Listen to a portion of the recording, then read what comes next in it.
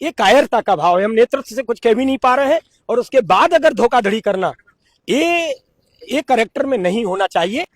कांग्रेस के नेता का बयान आया है, मेरे कान खड़े हुए।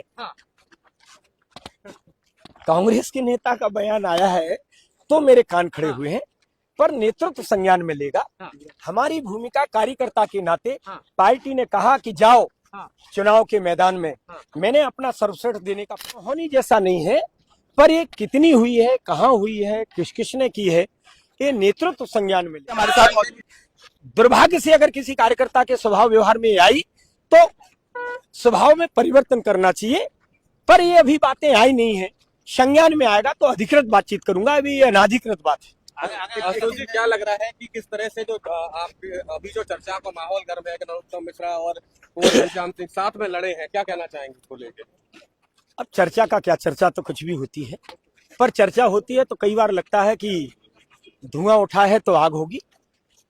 ये जो परिणाम है उसी पर उसकी गहराई तक जब तक समझ में कोई बात नहीं आती है तो अधिकृत रूप से बातचीत करना, बयान देना ये उचित नहीं है, ऐसा मैं मानता हूँ।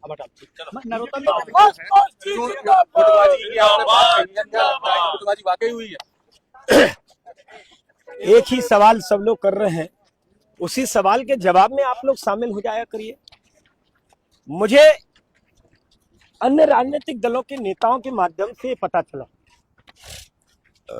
राजनीति में ये होना कोई अनहोनी जैसा नहीं है, ये आप समझिए। मैं राजनीति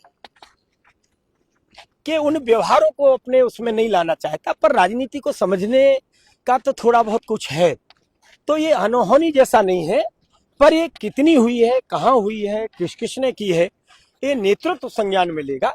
आप लोग निश्चिंत रहिए, इत्मीनान के साथ इंतजार करिए। पर मेरी अपील है, जीवन में पवित्रता खत्म करके जीवन जीना, इससे बड़ी कोई कायरता नहीं है। जिस दिन हमें मन में ये लगेगा कि इस क्षेत्र में मुझे काम नहीं करना है, उस दिन डंके की चोट पर कह दूंगा कि नहीं करना है, पर मुझे करना है, ये कायरता का भाव है। हम नेतृत्व से कुछ कह भी नहीं पा रहे हैं और उसके बाद अगर धोखाधड़ी करना, ये करेक्ट